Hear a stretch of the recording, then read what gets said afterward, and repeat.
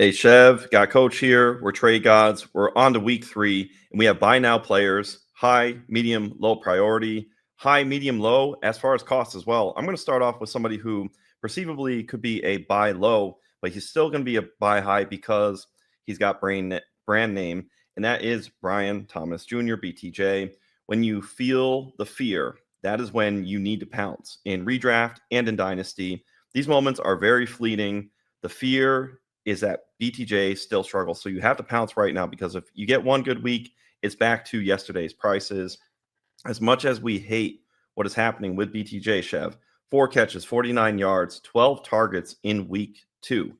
Terrible. 1 reception, 7 targets in week 1. Awful. All the blame in the fear street is also going towards Trevor Lawrence. Some deals on Dynasty Daddy going through. BTJ for Cedric Tillman and Josh Jacobs. Give me BTJ all day.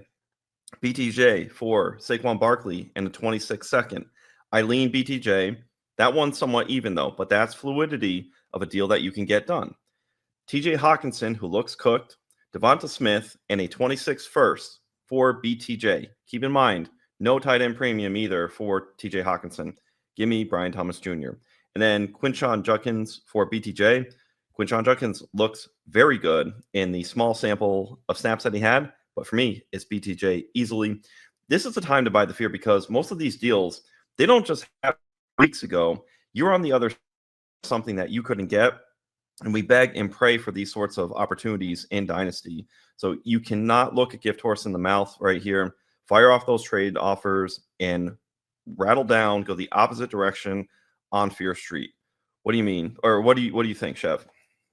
I think that this is literally every single year we have these guys that they get the volume that we want, they get, they've got the role that we want, and it just doesn't, the run out just doesn't come out, perfect. Like we don't hit blackjack on the, on the reveal. Like this is, but 19 targets through 2 games. I believe in week 1 he caught 1 of his 7 targets, and then last week he caught 4 of 12. So 19 targets in 2 games. It's 9.5 targets a game. Let's just round that up to 10. That's 170 target pace. Okay. So we're talking about a guy who had one of the 10 best rookie seasons of all time. And now he's getting peppered with targets. It's just taking a minute for him to get on the same page. So all that being said, I think this is a generational buying opportunity. It's just like Garrett Wilson last year. He was getting all the volume, but there were no boom weeks per se. And so people started freaking out and then automatically assumed, hey, Garrett Wilson's not good. Let me go trade him for Terry McLaurin in a third. And it's like, well, I mean, he was on pace for almost 200 targets. Like, we got what we wanted. Like 100 catches, 1,100 yards, 7 touchdowns. While it's not as promising as it was, we're talking about a guy who's going to get 150 targets. And he's 6'3", 210, and he runs a 4.3. Like, let's stop overreacting a bit. Let's smell the roses being BTJ in this situation. And I don't think they smell like boo-boo right now. I think that they're going to turn back into the premium blue chip asset that is Brian Thomas Jr. So yeah, I think you're hitting the nail on the head here. This is like these opportunities don't come available often. So I'm really excited to hear you select BTJ. Yeah, you're praying for opportunities like this. And to your point, you mentioned the volume for Brian Thomas Jr. It's not like Brian Thomas Jr. has some volume problem that somebody like David Njoku has run into with Harold Fannin Jr. You don't have a situational run out that's poor. The situational run out is optimal. And for past predicting future, well, we have the past targets. There's no reason they're going to necessarily change. And there's a lot more attention. Maybe there's some squeaky wheel element. We know that the coaches and players have aired it out together internally. And I think Brian Thomas Jr., he's got plenty of pride, and he's an absolute pro, and you're going to see that moving forward. Now, Chev, here's a buy high player. What's the cost going to be, and what's the benefit out here? Because you've got Tucker Kraft. I want to hear what you have to say about Tucker Kraft versus Tyler Warren, because that's the tier that we're going up to. Bowers, McBride. I love it. You called it all off season, Chev. Give us a good word on why we should be buying Tucker Kraft. Listen, it feels so good to just hit one out of the park like this. And then even if you weren't with me, okay, it's almost undeniable at this point. Like, we can't act like Tucker Kraft is just a just an efficiency merchant.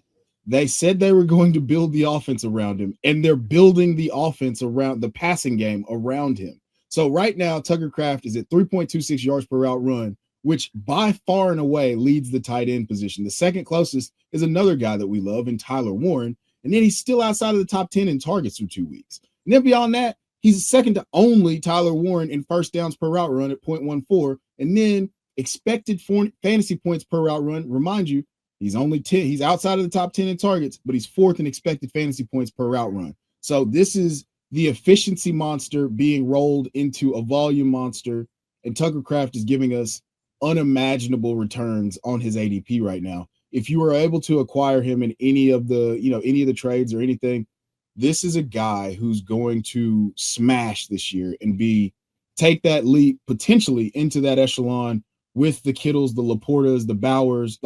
Kittle and Laporta, we'll say that. Yep. I won't say he'll go into Trey McBride and Brock Bowers, but I mean, it's unlikely, but it's possible. I mean, it's levels to everything. If you're gonna get 140 targets as a tight end, you're a wide receiver.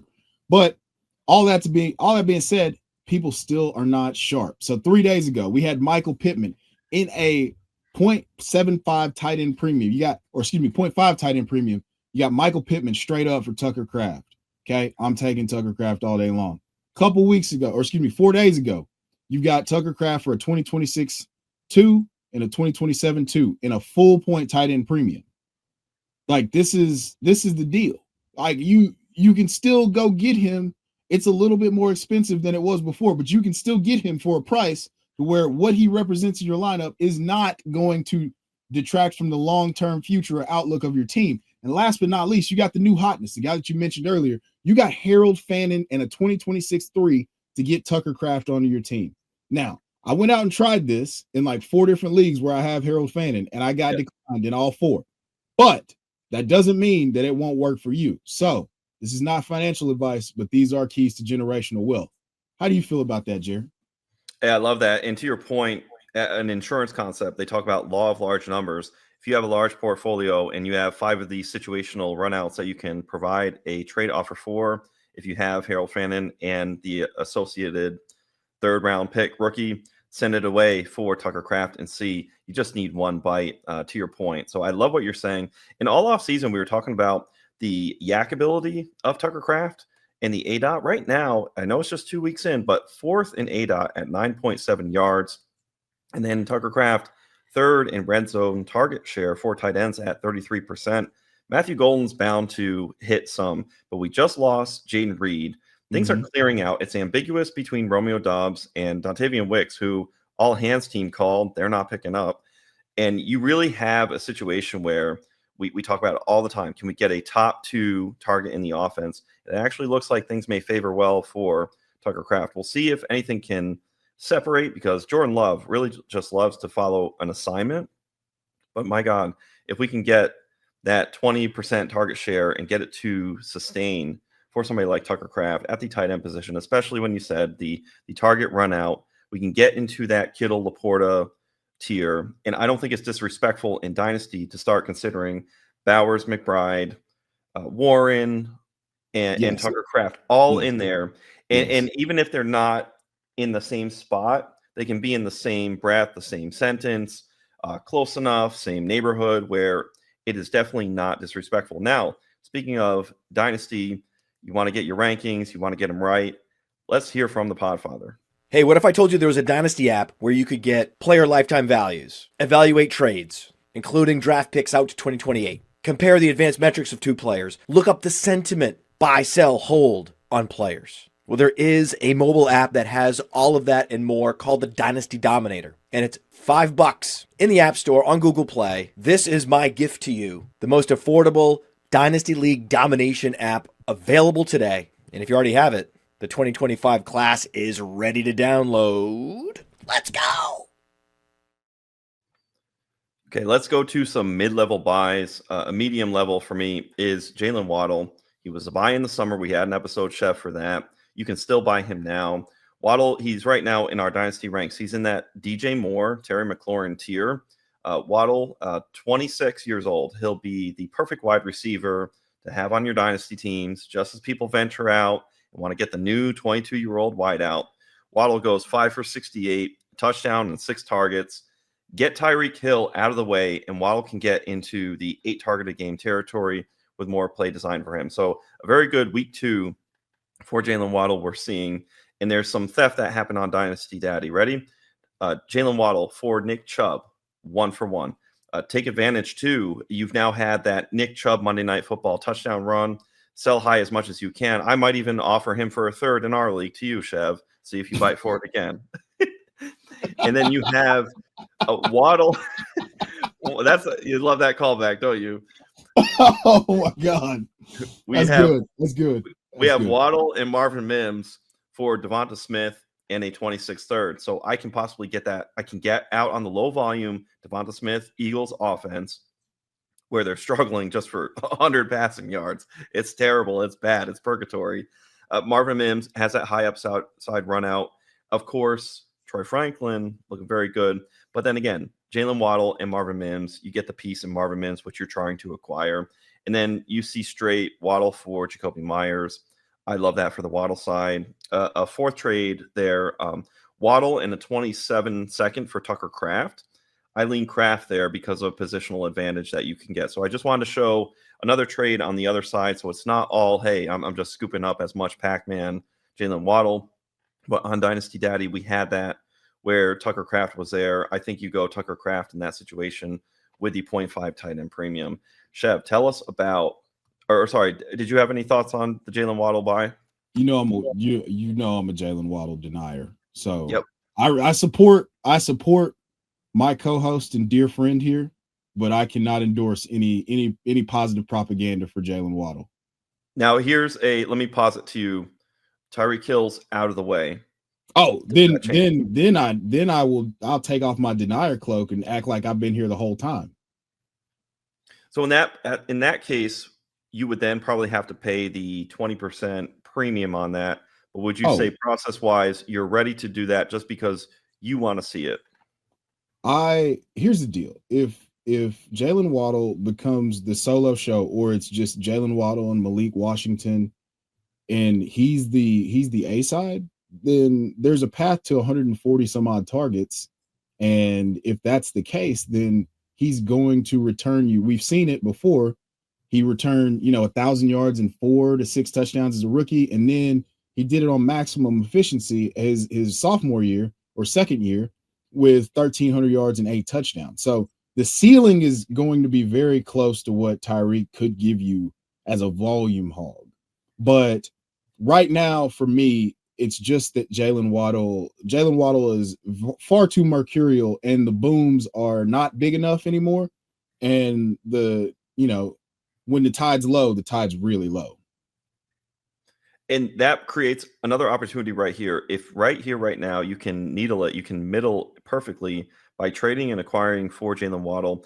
And then in this layout, this hypothetical of Tyreek Hill no longer on the team and it's the Waddle show, you would have a prime opportunity to get a 26 first in superflex, where if you have any venture towards that top half of the first round, I think you take that all day. So this is like a tightrope where you can squeeze and acquire and get goodness, but at the same time be fluid and ready to flip for a higher price than what you can get now. So stock up a little bit there on Jaylen Waddle. You have to just kind of fine tune how you're doing it because he's not booming like somebody that you have next. Tell us, Teteroa McMillan. I'm excited to hear about this. Baby, the big pineapple is here, and he is here to stay. Now, the stink of the Carolina Panthers and why I wanted to buy them as an ecosystem is because they're one of the cheapest bets that you could make to have quality pieces of an offense that could ascend. So what we've seen from Teteroa McMillan is 68 yards in his debut on 9 targets. And then last week, we get his first 100-yard game in his second career game, literally his second game.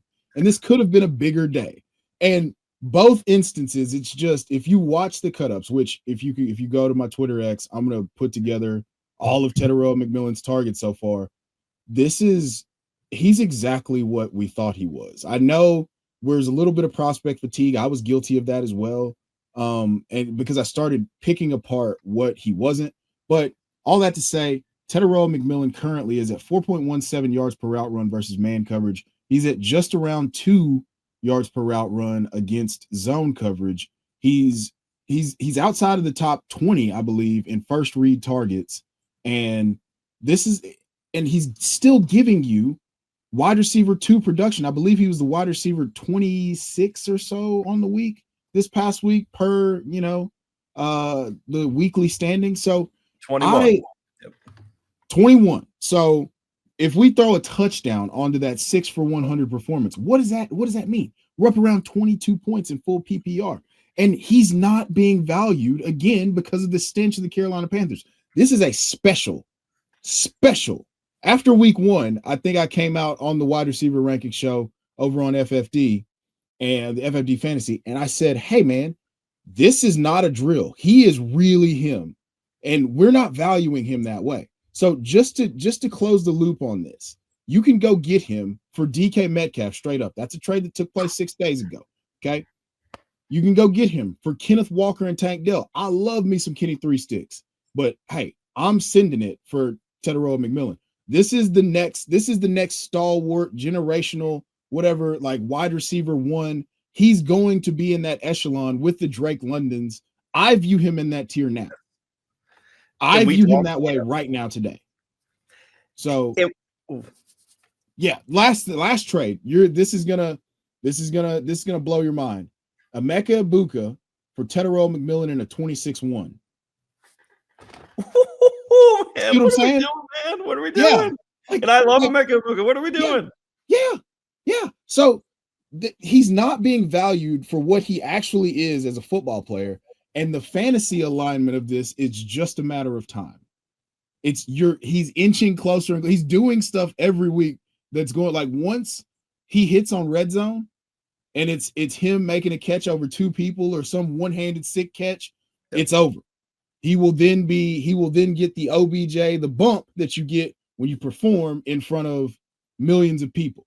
But right now, he's still kind of under the radar, just 6 for 100, 5 for 68. The volume is there, the fantasy performance, the relevance is there, and he's about to explode. So how do you feel about everything that I just dropped on you there, brother? Feel great, fantastic. Tetairoa McMillan. We talked about the Drake London of the Carolina Panthers, and it's a perfect fit. We were right on that call all off season. You have 9.5 targets averaging in these 2 games. To your point, Tetairoa McMillan getting that volume, and it's just a matter of landing in the end zone. He had that catch out of bounds where he's going up like Mario in Super Mario Brothers, where he catches it and he's about to get the coin, boom, and he just so happens to be out of bounds. There's going to be plenty more opportunity. Hello, AJ Terrell, if he's out for the Atlanta Falcons, we can get a beautiful run out for Tetairoa McMillan. It is rocket ship, lift off. There was a tier of players. I would be in a conundrum of Rome Odunze, Tetairoa McMillan. And it's like Jim Carrey in Ace Ventura 2, where they throw a spear and you get one in one thigh and one in the other, and you're like, oh, God, I want to get more Rome Odunze. Oh, God, I got to get more Tetairoa McMillan.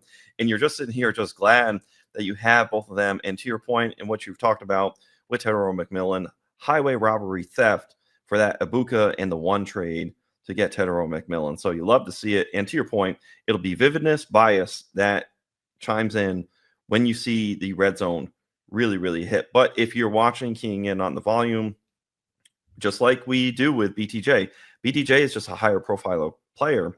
Yes. And we haven't seen the excitement on the touchdown run out for Tetairoa McMillan. We are about to. So I'm very excited about that. I love your call. And for a lower tier player, a lower buy, an easier price to acquire, give me Alec A. Manor. Only 3.3 fantasy points in a shutdown game against the Denver Broncos. A. Manor was a post week 1. We had him dynasty stock up for us. We weren't wrong. We were just a week early. A. Manor went 4 for 56 and a touchdown on 6 targets. You saw the throw by Cam Ward. It was very Brett Favre-ian, where he went right across his body. This is a less obvious level of a trade than somebody like I mentioned earlier in Jaylen Waddle. So a lot less name cachet. Deals on Dynasty Daddy. LK Manor for a 26 second and a third, 12-team start 9. So a second and a third. Yeah, give me the run out. I see A. Manor being able to at least get up to the value in a second. And who cares about a third? You can acquire that. It's a woozy, it's a wazi, it's a fugazi. You can send it out, you can get it back. No worries there. And then who knows? Maybe the run out, the call that we have about Calvin Ridley being this year's Terry McLaurin. What if the run out is superseding and jump for Alec Amaner? The only thing out there is just some health concerns. I think you risk it, especially in the first run out of the contract years, the rookie deal for Alec Amaner. Feast and profit there.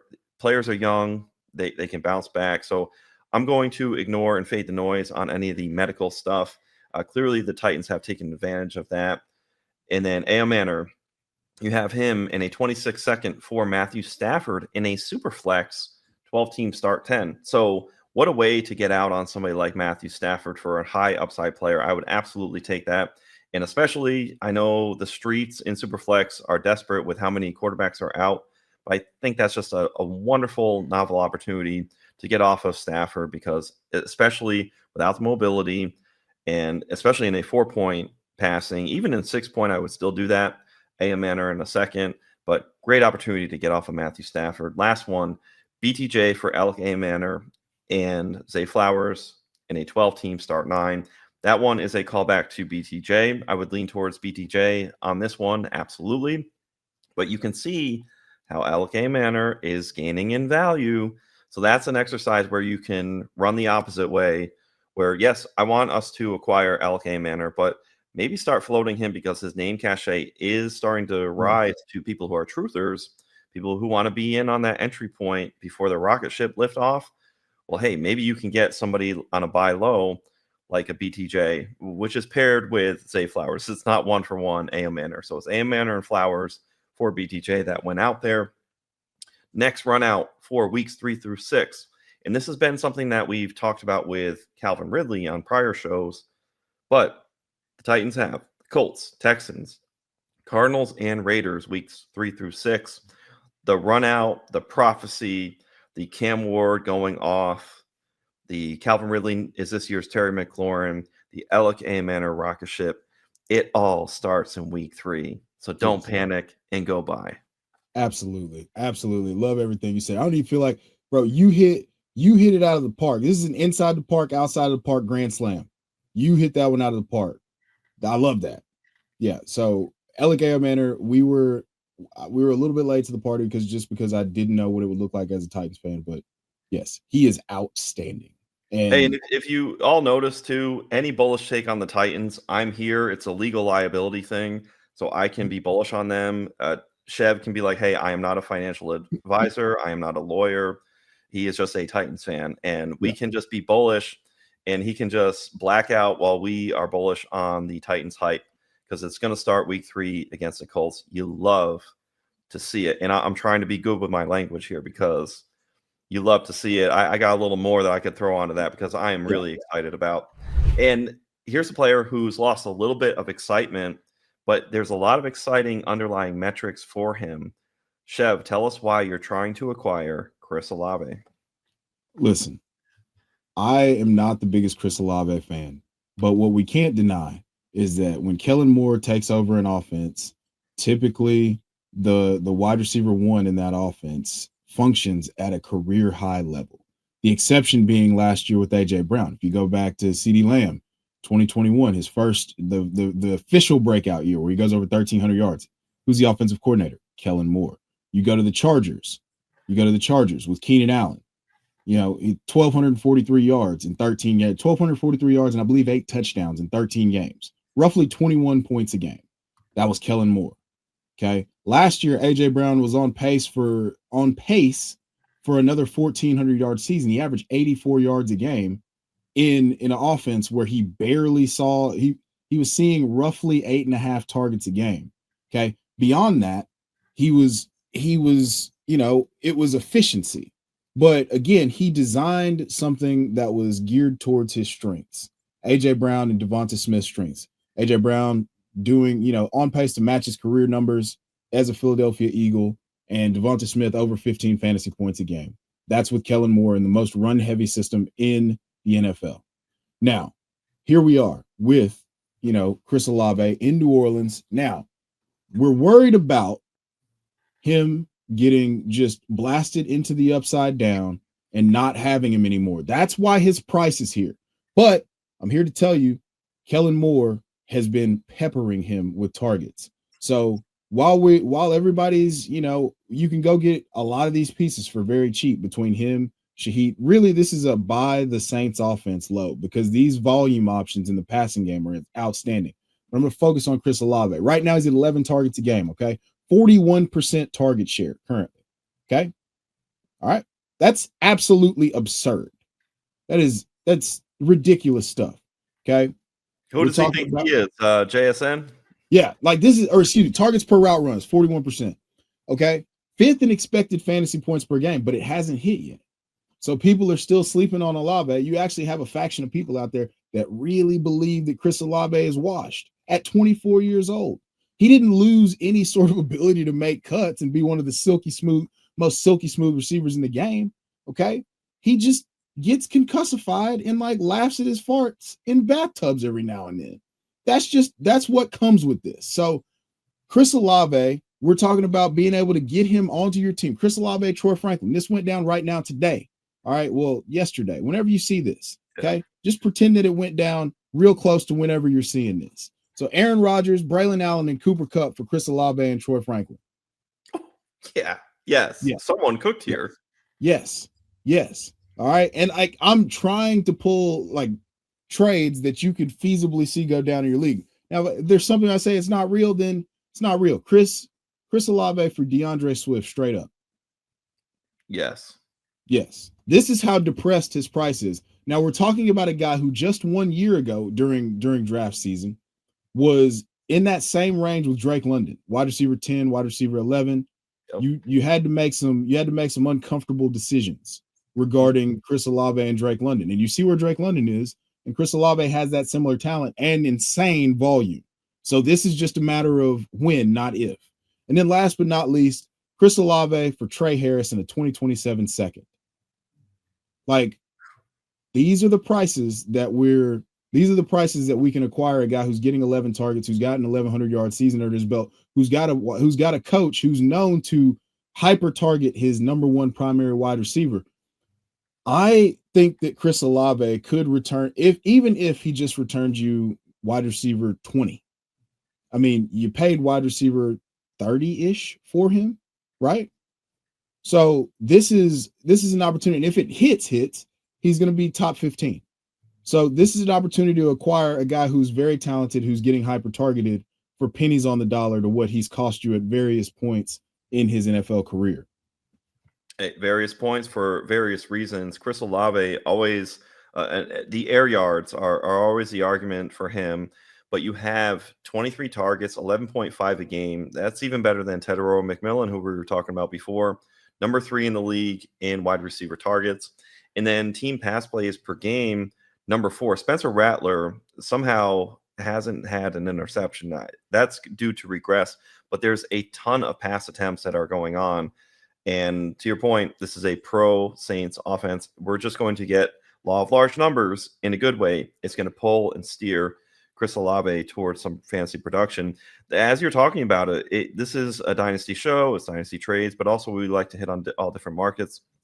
It sounds like you can take advantage of this while the iron is not hot, but quickly you can take advantage of these underlying metrics, because if you're box score chasing and you're not seeing that high volume target for Chris Olave, this seems like an opportunity to buy low in redraft and then take advantage of, maybe you need your 0 running back drafter, and you're trying to acquire a running back and Chris Olave, and you give up maybe a plus premium receiver that's a little bit higher of a tier, and you can tier down and break off and get yourself a running back and somebody like Chris Olave. So I'm thinking that way too. You can tier down as well.